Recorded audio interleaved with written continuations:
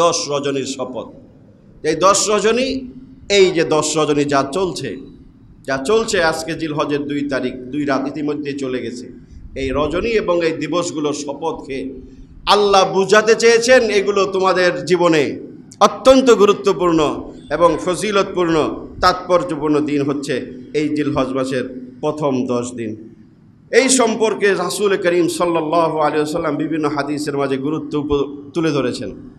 বুখারী শরীফের বর্ণনা, এই হাদিসের মাঝে আল্লাহ রাসূল সাল্লাল্লাহু আলাইহি ওয়াসাল্লাম বলেন, মা মিন আইয়ামিন আল আমালুস সালিহু ফিহা আহাব্বু ইলাল্লাহি মিন হাযিহিল আইয়াম, ইয়ানি আইয়ামাল আশর। বুখারী শরীফের হাদিস আল্লাহ রাসূল বলেন, মা মিন আইয়ামিন আল আমালুস সালিহু ফিহা আহাব্বু ইলাল্লাহ, এই 10 দিনের আমলের চেয়ে অধিক পছন্দের প্রিয় আমল আল্লাহর কাছে আর নাই। জিলহজের প্রথম 10 দিনের আমলের চেয়ে অধিক প্রিয় আল্লাহর কাছে আর কোনো আমল নাই। বুঝেন নাই কথা? তো সুবহানাল্লাহ বাকিরা কন্যাকে, হ্যাঁ সুবহানাল্লাহ করলে গুনাহ হইব? এটা বুখারী শরীফের সহিহ সনদে বর্ণিত হাদিস। কারণ আমরা তো জিলহজ মাস আসলেই আমাদের চোখের সামনে ভাসে গরু ছাগল বেড়া দুম্বা, ঠিক না? জিলহজ মাস মানে কোরবানির মাস, গরু ছাগল কিনতে হইব। এইটা যে কত বড় ইবাদতের সময় আর ইবাদতের মৌসুমে হাদিসগুলো বুঝলে উপলব্ধি করতে পারবেন যে এটা আসলেই কতটা গুরুত্বপূর্ণ মাস। এটা বুখারী শরীফের হাদিসে রাসূল বলছেন, মা মিন আইয়াম, আর কোন দিবসের আমল আল্লাহর কাছে প্রিয় না, পছন্দের না, যতটা প্রিয় যতটা পছন্দের আমল এই জিলহজ মাসের প্রথম 10 দিনের আমল। স্পষ্ট হাদিস, স্পষ্ট ঘোষণা যে এই দশকের যে কোনো আমল আল্লাহর কাছে অন্য বছরের যে কোনো সময়ের চেয়ে সবচেয়ে বেশি প্রিয়, সবচেয়ে বেশি পছন্দের, সবচেয়ে বেশি প্রিয় আল্লাহর কাছে যেই সময়ের আমল সেই সময়টা চলছে। এটাই জিলহজ মাসের প্রথম 10 দিন। এই দশকে আমাদের করণীয় কি? এই দশকে আমাদের করণীয়টা কি? 10টা করণীয় বলবো, মনে রাখবো এবং করার চেষ্টা করবো ইনশাআল্লাহ। 1 নম্বর করণীয়, যারা কোরবানি করবেন তাদের জন্য, যারা কোরবানি করবেন না তাদের জন্য। 2টারই দলিল আছে। আল্লাহ রাসূল বলেছেন, যারা কোরবানি করবে তারা যেন এই দশকে তাদের চুল, নখ, গোঁফ, অবাঞ্ছিত লোম, পশম এগুলো যেন না কাটে।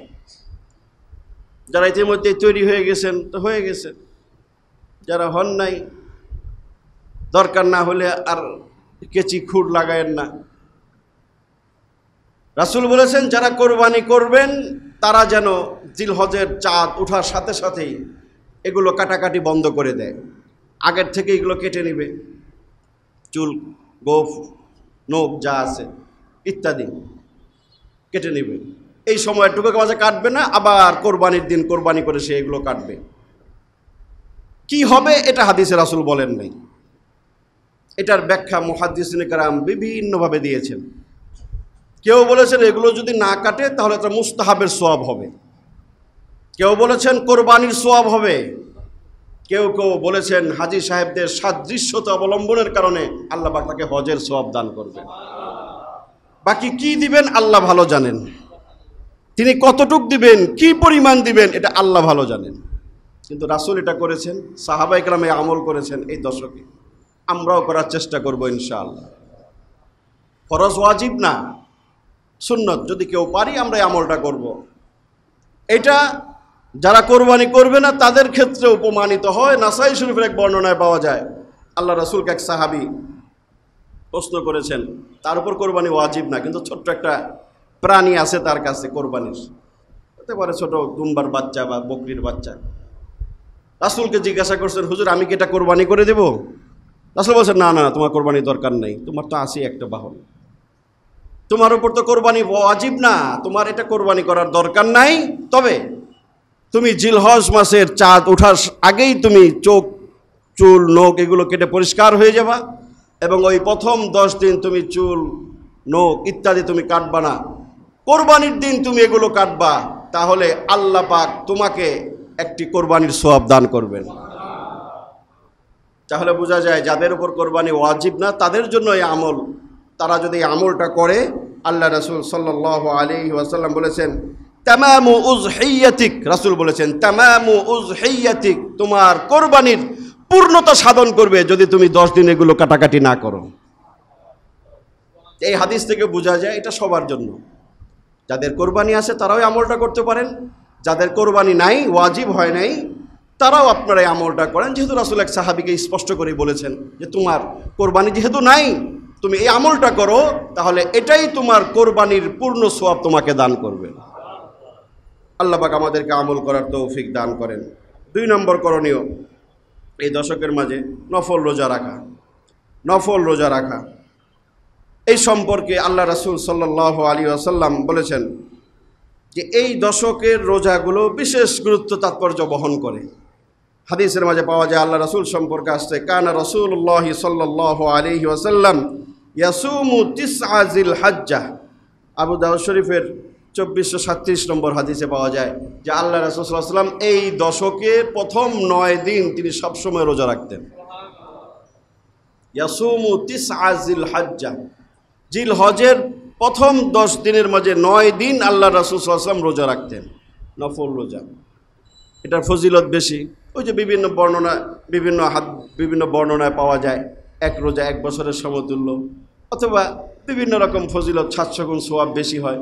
বিভিন্ন ফজিলতের কথা যেহেতু এসেছে, এবং সবচেয়ে বড় কথা আল্লাহ রাসূল এই মাসের প্রথম 10 দিনের মাঝে 9 দিন তিনি নফল রোজা রাখছেন। এটা সবচেয়ে বড় দলিল, সবচেয়ে বড় প্রমাণ যে আমরাও যদি এই দশকের মাঝে বিশেষ আমল করতে চাই, তাহলে বিশেষ আমলের মাঝে অন্যতম হচ্ছে নফল রোজা রাখা। পারলে 9টাই রাখেন। গতকালকে অনেকেই রেখেছেন, গতকাল থেকে শুরু হয়েছে, আজকে দ্বিতীয় দিন। পারলে 9টা রাখেন, না পারলে 1টা 2টা 3টা 5টা যতটুকু পারেন রাখেন। এটা হচ্ছে এই দশকের অন্যতম একটি গুরুত্বপূর্ণ আমল। কমপক্ষে না পারলে আরাফার দিনের রোজা রাখা, 9 জিলহজের রোজা রাখা। আরাফার রোজা কবে, এটা নিয়ে অনেকের মধ্যে বিভ্রান্ত সৃষ্টি হয়। বিভ্রান্তির কিছু নাই, রাসূল 9 দিন রাখছেন, আপনি চোখ বন্ধ করে 9টা রাখেন না, তাহলেই তো সব বিতর্ক সমাধান হয়ে যায় নাকি। একজনে অনেকে প্রশ্ন করে আরাফা 9 জিলহজ কি আমাদের 9 জিলহজ না সৌদি আরবের 9 জিলহজ? সব কি সৌদি আরবের লগে করেন আপনি? তো সৌদি আরবের প্রশ্ন ওই জায়গায় আসে গে, ভাত খান সৌদি আরবের লগে, নামাজ পড়েন সৌদি আরবের লগে, তাহলে এই আরাফার রোজা আসলে অনেকে প্রশ্ন করে হুজুর কোন দেশের লগে মিলিয়ে রাখবেন? আপনার দেশের লগে মিলিয়ে রাখবেন। 9 জিলহজের অপর নাম ইয়াউমুল আরাফা, ইয়াউমুল আরাফার অপর নাম 9 জিলহজ। সমাধান আপনার দেশে, আপনি পৃথিবীর যেখানে থাকেন, যেদিন আপনার দেশে আপনার অঞ্চলে 9 জিলহজ হবে, ঈদের আগের দিন, সেদিন আপনি রোজা রাখবেন। আল্লাহ পাক আপনাকে 9 জিলহজের ফজিলত আপনাকে দান করে দিবেন। আর কনফিউশন সৃষ্টি হলে ওই যেটা বলি, 2টাই রাখেন। 9 পারলে 9টাই রাখেন, না রাখলে কমপক্ষে ওই যে 2টা রাখেন। সৌদি আরবের 9 জিলহজ আর বাংলাদেশের 9 জিলহজ, অর্থাৎ আমাদের এখানে 8ই জিলহজ হবে। 8 আর 9 2টা মিলাই রাখেন, তাহলে আপনার 2টাই হয়ে গেল। যদি আপনার ভিতরে কনফিউশন থাকে, 2টা রাখার অনুমতি আছে তো না? নিষেধাজ্ঞা তো নাই, তাহলে আপনি 2টা রাখেন। যেমন আমাদের দেশে 9 জিলহজ হবে আগামী শুক্রবার, জুমার দিন, ওই দিন রাখতে পারেন। এর আগের দিন হজ সম্পাদন হবে, হজের দিন, এর আগের দিন অর্থাৎ বৃহস্পতিবার, বৃহস্পতি শুক্র 2 দিন রাখেন। রোজা এক হাদিসে তো আল্লাহ রাসূল সাল্লাল্লাহু আলাইহি সাল্লাম সম্পর্কে হাফসা থেকে বর্ণিত এক হাদিসে আসছে, আল্লাহ রাসূল সাল্লাল্লাহু আলাইহি সাল্লাম 4 কাজ কখনোই ছাড়েন নাই। আরবাউন লাম ইয়াদাউহুন্না, নবী সাল্লাল্লাহু আলাইহি ওয়াসাল্লাম 4 কাজ রাসূল জীবনে কখনোই ছাড়েন নাই। এর মধ্যে একটা হচ্ছে সিয়ামু আশুরা, আশুরার দিনের রোজা, মুহররমের 10 তারিখের রোজা আল্লাহ রাসূল জীবনে কখনো ছাড়েন নাই, তিনি সবসময় এটা রেখেছেন। এবং ওয়াল আশার, এই জিলহজ মাসের প্রথম 9 রোজা রাসূল কখনোই ছাড়েন নাই, সবসময় রেখেছেন। ওয়া সালাসাতা আইয়ামিন মিন কুল্লি শাহরিন, প্রত্যেক মাসে 3 রোজা, আইয়ামে 20, 13, 14, 15, 13, 14, 15 চাঁদের, এই 3 রোজা রাসূল প্রতি মাসে রেখেছেন, জীবনে কখনো ছাড়েন নাই। এবং আরেকটা বিষয় রাসূল কখনোই ছাড়েন নাই, ওয়া রাকাতাইনি ক্বাবলাল গাদাত, এবং ফজরের পূর্বে 2 রাকাত সুন্নত, এটা রাসূল জীবনে কখনো ছাড়ে নাই। রাসূল রোজা সবসময় রাখতেন, প্রতি সপ্তাহে 2টা রোজা রাখতেন, সোমবার বৃহস্পতিবার 2 রোজা রাখতেন, প্রতি মাসে 3 রোজা রাখতেন, আশুরার রোজা রাখতেন। এবং বিশেষ করে শাবান মাসে সবচেয়ে বেশি নফল রোজা রাখতেন। 20 দিন, 25 দিন, কোনো বর্ণনায় 27 দিন, 28 দিন পর্যন্ত রাসূল নফল রোজা রাখতেন। যে মানুষটা এত নফল রোজা রাখতেন, আমরা তার উম্মত, তা আমরা কেন রোজাকে ভয় করব? যাদের শরীরে শক্তি সামর্থ্য আছে, সুস্থ আছেন, যাদের রাখা সম্ভব, রাখার চেষ্টা করব। এই দশকের গুরুত্বপূর্ণ একটা আমল এটা রোজা। এই আমল আমাদের দেশে প্র্যাকটিস কম হলেও মিডিল ইস্টে অনেক দেশে, মুসলিম কান্ট্রিতে রোজা গুরুত্ব দিয়ে রাখা হয়। মক্কা মদিনায় আমি দেখেছি একেবারে গুরুত্ব দিয়ে এই রোজাগুলো তারা আদায় করা হয়। মসজিদে হারাম, মসজিদে নববীতে বিশাল আকারে এই 10 দিন 9 দিন এখানে ইফতারের আয়োজন করা হয়। পুরা মসজিদে ইফতারের দস্তরখানা বিছানো হয়। একেবারে আনন্দ উৎসবের সাথে রোজাগুলো সেখানে পালন করা হয়। এই রোজাগুলো হচ্ছে বিশেষ গুরুত্বপূর্ণ, ফজিলতপূর্ণ এই দশকের বিশেষ আমল। আল্লাহ পাক আমাদেরকে, যাদের পক্ষে সম্ভব, এই রোজাগুলো রাখার তৌফিক আল্লাহ পাক আমাদেরকে দান করেন। বিশেষ করে আরাফার দিনের রোজার ফজিলত সম্পর্কে আল্লাহ রাসূল বিশেষভাবে বলে গেছেন, সিয়ামু ইয়াউমে আরাফা, সিয়ামু ইয়াউমে আরাফা আহতাসিবু আলাল্লাহ আন ইউকাফিরা সানাতাল্লাতী ক্বাবলা ওয়াস সানাতাল্লাতী বাদা। আরাফার রোজা সম্পর্কে রাসূল বলেন, এই রোজা সম্পর্কে আমার বিশ্বাস যে এই রোজা যদি কেউ রাখে, আল্লাহ পাক তার পিছনের 1 বছর এবং সামনের 1 বছরের গুনাহ আল্লাহ মাফ করে দিবেন। এরকম ঘোষণা অন্য কোনো ইবাদতে নাই। তো পিছনের গুনাহ মাফ হবে তো হবেই, সামনের অগ্রিম 1 বছরের গুনাহ মাফ। তাহলে ভালোই হয়েছে, রোজা রেখে আমরা 1 বছর খালি গুনাহ করবো না, মাপের তো অগ্রিম ঘোষণা আছে। এটা নাকি হ্যাঁ, সগীরা গুনাহ মাফ হবে, কবিরা গুনাহ, এখানে গুনার অপশন দেওয়া, সুযোগ করে দেওয়া হয়েছে, বিষয়টা এমন না। এটা এই রোজাটার গুরুত্ব ফজিলত বুঝাইতে যে রাসূল বলছেন, হ্যাঁ, মুমিন ইচ্ছাকৃতভাবে কবিরা গুনাহ করতে পারে না। সগীরা গুনাহ যদি হয়ে যায়, সেগুলো আল্লাহ পাক এই রোজার এত ফজিলত যে এই রোজার বদৌলতে আল্লাহ পাক অগ্রিম 1 বছরের সগীরা গুনাহগুলো তোমার মাফ করে দিবেন। এই বিশেষভাবে আমরা আরাফার রোজা রাখার চেষ্টা করব। আল্লাহ পাক আমাদেরকে তৌফিক দান করেন। 3 নম্বর করণীয় এই দশকের মাঝে, সেটি হচ্ছে বেশি বেশি তাসবিহ, তাহমিদ, তাহলিল, তাকবীর পাঠ করা। আরেক বর্ণনা এসেছে বেশি বেশি জিকির করা। কয়টা জিনিস? তসবিহ, তাহমিদ, তাহলিল, তাকবীর এবং জিকির। এই 5টা বিষয় এই দশকে আল্লাহ রাসূল বেশি বেশি করতে বলেছেন। তিনি করেছেন, সাহাবায়ে কেরাম করেছেন। তসবিহ, তাহলিল, তাকবীর, তাহমিদ, জিকির। তসবিহ তো বুঝেন, সুবহানাল্লাহ, সুবহানাল্লাহ তসবিহ। তাহমিদ আল্লাহর প্রশংসা, আলহামদুলিল্লাহ, আলহামদুলিল্লাহ। তাহলিল লা ইলাহা ইল্লাল্লাহ, লা ইলাহা ইল্লাল্লাহ, এটাকে তাহমিদ বল, তাহলিল বলে। তাকবীর আল্লাহু আকবার, আল্লাহু আকবারু কাবীরা, এটাকে তাকবীর বলে। জিকির যে কোনো মাসনুন জিকির করা এই দশকের গুরুত্বপূর্ণ একটি আমল। এটাকেই তাকবীরে তাশরিকের ভিতরে আনা হয়েছে একসাথে, আল্লাহু আকবার, আল্লাহু আকবার, লা ইলাহা ইল্লাল্লাহ, আল্লাহু আকবার, আল্লাহু আকবার, ওয়ালিল্লাহিল হামদ। এটার ভিতরে তাকবীর আছে, তাহলিল আছে, তাহমিদ আছে, সাথে সুবহানাল্লাহ মিলিয়ে নিলে পূর্ণতা পায়। এটা শুধুমাত্র শেষ 9 জিলহজের আমল না, গুরুত্বপূর্ণ আমল। এই প্র্যাকটিসটা আমাদের দেশে নাই, আমাদের মাঝে নাই। আমরা মনে করি ওই যে শেষ কদিন নামাজের পরে ইমাম সাহেব পড়লে একটু জোরে পড়বো না, আল্লাহু আকবার, আল্লাহু আকবার, এটাই শেষ না। ওটা তো বিশেষ আরেকটা আমল। 9 জিলহজ থেকে যেটা শুরু হয় তাকবীরে তাশরিক, সেটা বিশেষ একটা আমল। কিন্তু এই দশকের করণীয় সম্পর্কে এই সহিহ হাদিসের মাঝে আল্লাহ রাসূল সাল্লাল্লাহু আলাইহি ওয়াসাল্লাম বলে গেছেন, ফাকসিরু ফীহিন্না মিনাত তাসবিহ ওয়াত তাহমিদ ওয়াত তাহলিল ওয়াত তাকবীর। এই দশকে তোমরা বেশি বেশি তাসবিহ পড়ো, তাহলিল পড়ো, তাকবীর পড়ো, তাহমিদ পড়ো। মক্কা মদিনা এই সময়টা যারা গেছেন তারা দেখেছেন প্রত্যেকটা জায়গায় জায়গায় এই তাকবীরে তাশরিকের ধ্বনি উচ্চারিত হয়। মার্কেটে, বিভিন্ন স্পেসে, বিভিন্ন জায়গায় জায়গায় এটা বাজে। এমনকি আমি মহল্লার ভিতরেও দেখেছি তাদের বাসাগুলোর সামনে বিশেষ ডিভাইস লাগায় রাখে, ওই ডিভাইসের ভিতরে অনবরত এটা বাজতে থাকে, আল্লাহু আকবার, আল্লাহু আকবার, লা ইলাহা ইল্লাল্লাহু, আল্লাহু আকবার, আল্লাহু আকবার, ওয়ালিল্লাহিল হামদ। আরও যত তাকবীর তাহমিদ আছে, আল্লাহু আকবারু কাবীরা ওয়ালহামদুলিল্লাহি হামদান কাসীরা ওয়া সুবহানাল্লাহি বুকরাতাও ওয়া আসীলা। এগুলো প্রত্যেকটা শহরে শহরে, পাড়ায় পাড়ায়, গলিতে গলিতে বাজে, মক্কাতুল মুকাররমায়, মদিনাতুল মুনাওয়ারায়। 4 নম্বর যে আমল আমরা করব সেটি হচ্ছে তাকবীরে তাশরিক। যেটা বললাম 10 দিনের তাকবীর তো বলবোই, বিশেষ করে 9 জিলহজ ফজরের থেকে শুরু হয়, 13 জিলহজ আসর পর্যন্ত 23 ওয়াক্ত নামাজের পরে তাকবীরে তাশরিক পড়া, এটা কি ওয়াজিব। ওই আমলটা 9 জিলহজ থেকে শুরু হবে, অর্থাৎ আগামী শুক্রবার জুমার দিন ফজরের পর থেকে শুরু হবে। এটা ওয়াজিব, না পড়লে ওয়াজিব তরকের গুনাহগার হবেন। পুরুষরা উচ্চ মধ্যম আওয়াজে পড়বে, মহিলারা নিম্ন আওয়াজে পড়বে, প্রত্যেকের জন্যই পড়তে হবে। জামাতের সাথে নামাজ পড়লেও পড়তে হবে, একাকী নামাজ পড়লেও পড়তে হবে। ওই তাকবীরটা পড়া, এটা এই দশকে একটি গুরুত্বপূর্ণ আমল। 9 জিলহজ ফজরের নামাজ থেকে শুরু হবে, 13 জিলহজ আসর পর্যন্ত চলবে। আরেকটি আমল হচ্ছে 5 নম্বর এই দশকে করণীয় হচ্ছে কোরবানি করা। কোরবানি করা যাদের সম্ভব, যাদের উপর ওয়াজিব, তাদের জন্য কোরবানি করা এই দশকে গুরুত্বপূর্ণ একটি আমল। কোরবানি ওয়াজিব কাদের উপর? যাদের উপর যাকাত ফরজ, তাদের উপরে অটোমেটিক কোরবানি ওয়াজিব, কোনো মাসলার দরকার নেই। বাকি মাসলা হচ্ছে কোরবানি ওই মানুষদের উপরে ওয়াজিব ঈদের দিন সমূহে, অর্থাৎ 10, 11, 12, 13। 10, 11, 12 কয়দিন কোরবানি করা যায়? 3 দিন না? 10, 11, 12 ঈদের দিন সমূহে যাদের কাছে নেশাব পরিমাণ সম্পদ থাকবে তাদের উপরে কোরবানি ওয়াজিব। আরও সহজভাবে বললে, যাদের কাছে ঈদের ওই 3 দিনের ভিতরে কোরবানি করার মতো সামর্থ্য, টাকা পয়সা থাকবে, একটা ছাগল কেনার টাকা কমপক্ষে আপনার কাছে আছে নিত্য প্রয়োজনের বাহিরে, তখন আপনার উপর কোরবানি ওয়াজিব। কোরবানি ওয়াজিব একটা ইবাদত, গুরুত্বপূর্ণ ইবাদত।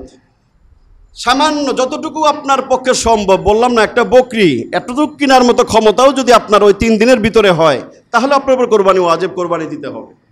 অনেকে ভাবে হুজুর গরু দিতে না পারলে কোরবানি দিয়ে কেমনে? প্রেস্টিজ আছে না, এটা সম্মান। হ্যাঁ, অনেকে মনে করে বড় গরু না দিলে প্রেস্টিজ থাকে না, একা কোরবানি না দিলে প্রেস্টিজ থাকে না, ভাগে শরিকানায় দিলে কেমন দেখা যায়, ছাগল দিলে তো হুজুর ইজ্জতই থাকে না। এই ইজ্জত লিয়ে টানাটানি করো না, আগে বিধান পালন করো, আল্লাহর হুকুম পালন করো। ইজ্জতের মালিক তো আল্লাহ মিয়া, তোমার এই গরুর সাইজ মাইজা কি তোমার ইজ্জত হইব নাকি? হ্যাঁ, রাসূল একাধিক কোরবানি করতেন, 2টা, 3টা, 5টাও কোরবানি রাসূল করেছেন, তার হাদিসের মাঝে পাওয়া যায়। আপনার সামর্থ্য থাকলে আপনি কিনেন, আপনি আল্লাহর জন্য আপনি কোরবানি, একাধিক কোরবানি করেন কোরবানির নিয়ম অনুযায়ী, সেটার সওয়াব অবশ্যই আপনার হবে, অনেক অনেক সওয়াব হবে। তবে না সামর্থ্য না থাকলে আপনার যতটুকু হয় 7 ভাগে মিলে, 7 জনে মিলে একটা কোরবানি দেন, অথবা কমপক্ষে অতটুকু সম্ভব না হলে বাজারে যদি বকরি, ভেড়া, দুম্বা পাওয়া যায় সেটাও কিনা আপনি কোরবানি দিতে হবে। এটা আমাদের হানাফি মাযহাব অনুযায়ী এটা ওয়াজিব, কোরবানিটা ওয়াজিব। দলিল কি? আল্লাহ রাসূল সাল্লাল্লাহু আলাইহি ওয়াসাল্লাম এক সহিহ হাদিসের মাঝে বলেছেন, মান ওয়াজাতা সাআতান আন ইউযাহিয়া ওয়া লাম ইউযাহি ফালা ইয়াকরাবান্না মুসাল্লানা। নাসাই শরীফের হাদিস, মুসনাদ আহমদ এবং সহিহুত তারগিবও আছে, এবং আলবানিও হাদিসটিকে সহিহ বলেছেন। এই হাদিসের মাঝে আল্লাহ রাসূল সাল্লাল্লাহু আলাইহি ওয়াসাল্লাম বলেছেন, যার সামর্থ্য আছে কোরবানির, অর্থাৎ ওই 3 দিনের ভিতরে পশু ক্রয় করে কোরবানি করার সামর্থ্য যার আছে, সে যদি কোরবানি না করে, আল্লাহ রাসূল বলছেন ওই লোক যেন ঈদের নামাজে না আসে। ওই লোক যেন, বুঝেন নাই? ধমক দিছে যে ওর ঈদের নামাজ দরকার নাই। মুহাদ্দিসিনে কেরাম রিসার্চ করে বলেন যে এই ধরনের ধমক কোনো নফল সুন্নতের বেলায় রাসূল দেন নাই, ওয়াজিব ফরজের ক্ষেত্রেই এই ধরনের ধমকের সুরে রাসূল কথা বলেছেন। এই ধমক থেকেই প্রতীয়মান হয়, বোঝা যায় কোরবানিটা ওয়াজিব, এটা অত্যাবশ্যক। যাদের সামর্থ্য আছে তাদের দিতে হবে, নাহলে তার উপর রাসূল এতটাই ক্রোধান্বিত, ক্ষুব্ধ হন, রাসূল বলছেন তোর মসজিদে আসার দরকার নাই, তোর ঈদের নামাজ পড়ার দরকার নাই, কারণ তুই আমার একটা বিধান তুই মানলি না, একটা কোরবানি পশু এটা তুই ক্রয় করে আল্লাহর জন্য তুই কোরবানি করতে পারলি না। রাসূল বলেছেন ওই ব্যক্তিদের মসজিদে অথবা ঈদের নামাজে আসার শরীক হওয়ার কোনো দরকার নাই। তো এখান থেকে মুহাদ্দিসিনে কেরাম বলেন যে তাদের এই হাদিস থেকে প্রতীয়মান হয় কোরবানিটা ওয়াজিব। 6 নম্বর আমল, এই দশকে সামর্থ্য থাকলে যদি ফরজ হয়ে থাকে তাহলে হজ করব। যাদের সামর্থ্য আছে তারা হজে চলে গেছেন, যারা গেছেন, আমরা যারা আছি, যারা হজে যেতে পারি নাই, যাদের উপর ফরজ, অতি শীঘ্রই আমরা হজের নিয়ত করব। এবং হজের বিকল্প যে আমলগুলো, যে আমলগুলোর ভিতরে হজের সওয়াব আছে, সেগুলো আমরা এই দশকের মাঝেও বেশি বেশি করার চেষ্টা করব। এর মধ্যে একটা আছে ইশরাকের নামাজ পড়া। ফজরের পরে, সূর্য ওঠার পরে আপনি যদি ওই জায়গায় বসে ইশরাকের নামাজ আদায় করেন, আল্লাহ রাসূল বলে গেছেন পরিপূর্ণ হজ এবং উমরার সওয়াব দেওয়া হয়। বাসা থেকে ওযু করে নামাজ পড়তে আসবেন, পরিপূর্ণ উমরা এবং হজের সওয়াব আল্লাহ পাক আপনাকে দান করবেন। মসজিদে আসছেন, জুমার দিন আসেন, যখনই আসেন, আল্লাহ রাসূল বলছেন মসজিদে যে ব্যক্তি যায় কোনো কিছু শিখার জন্য, দিনের কোনো কিছু শিখার জন্য, জানার জন্য অথবা শিখানোর জন্য, এই নিয়তে যে মসজিদে আগমন করে, আল্লাহ পাক তাদেরকেও হজ এবং উমরার সওয়াব দান করেন।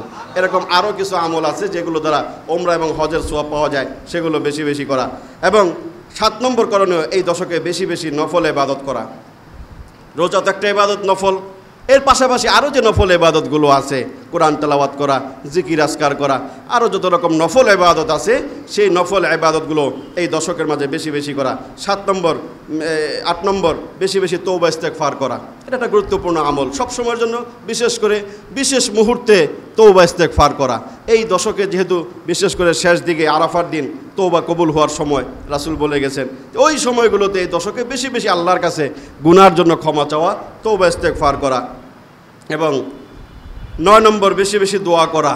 এই দশকে দোয়া কবুল হয়, বিশেষ করে আরাফার দিন দোয়া কবুল হয়, রাসূল বলে গেছেন। রাসূল এক হাদিসে বলেছেন, আরাফার দিনে বহু মানুষের তওবা আল্লাহ কবুল করছেন, বহু মানুষের দোয়া আল্লাহ কবুল করছেন। রাসূল বলেন, আমার বিশ্বাস এই দিনের দোয়াগুলো আল্লাহ পাক ফিরায় দেন না, আল্লাহ কবুল করেন।